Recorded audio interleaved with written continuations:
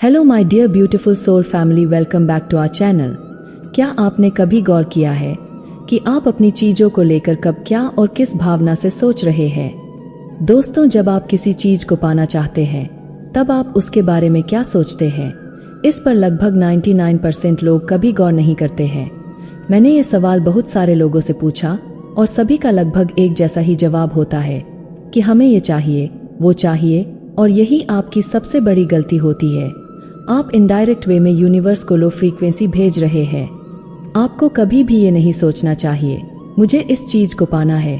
आपको हमेशा ये सोचना चाहिए कि मेरे पास ये है और मेरे पास ये चीज है वाली फीलिंग्स के जैसा ही आपको एक्ट भी करना है, जैसे वो चीज ऑलरेडी आपको मिल चुकी है।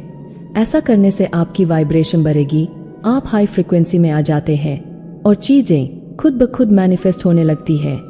लेकिन जब आप ये सोचते हैं कि मुझे उस चीज को पाना है, तो एक तरह से आप यूनिवर्स को नेगेटिव वाइब्रेशन भेज रहे हैं कि अभी वो चीज आपके पास नहीं है, और आप हमेशा ऐसे ही सोचते रहेंगे कि मुझे इस चीज को पाना है, और फिर आप उस चीज को शायद ही मैनिफेस्ट कर पाएंगे क्योंकि आप डाउट में हैं।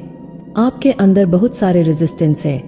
इसलिए जब आप किसी चीज को पाना चाहते हैं तो सबसे पहले आप इस चीज पर ध्यान दें कि कहीं आप नेगेटिव तो नहीं सोच रहे।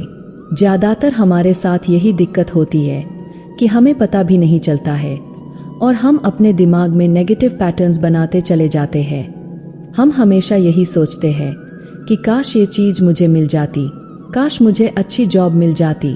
दोस्तों, ये काश शब्द इतना खतरनाक है कि ये आपकी जिंदगी को बर्बाद कर सकता है। अगर आप लोग लॉ ऑफ अट्रैक्शन को अपनी लाइफ में वर्क करते हुए देखना चाहते हैं तो हमेशा हाई फ्रीक्वेंसी के शब्दों को बोलिए। फॉर एग्जाम्पल, मैं बहुत भाग्यशाली हूँ, मेरा भाग्य चमक रहा है, मैं बहुत खुश हूँ, मैं स्वस्थ हूँ, मैं सफल हूँ, मैं जो चाहता हूँ वो मुझे मिल जाता है। ये सभी शब्द बहुत ही पावरफुल हैं, क्योंकि जब आप ये बोलते हैं तब आप कुछ सेकंड्स के लिए इमेजिनेशन में चले जाते हैं कि वो चीज आपको मिल चुकी है। लेकिन अगर आप ये नहीं सोच सकते हैं कि वो चीज आपको पहले ही मिल चुकी है, तो आप उस चीज को मैनिफेस्ट भी नहीं कर सकते हैं। पहले आपको उस चीज को अपने दिमाग में मैनिफेस्ट करना होगा पूरी तरह से। मतलब आपको ये एक्सेप्ट करना होगा कि जो आप चाहते हैं वो ऑलरेडी आपके पास है।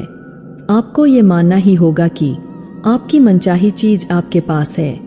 आप उस चीज की मौजूदगी को फील कर रहे हैं। मान लीजिए आपको कोई कार मैनिफेस्ट करनी है, तो इसके लिए आपको ये नहीं सोचना है कि मुझे ये कार चाहिए, बल्कि आप ये सोचेंगे कि आपने वो कार खरीद ली है। आप उस कार को अपनी इमेजिनेशन में इस तरह से उतार लीजिए कि कार आपके घर में है, आप उसको चला रहे हैं।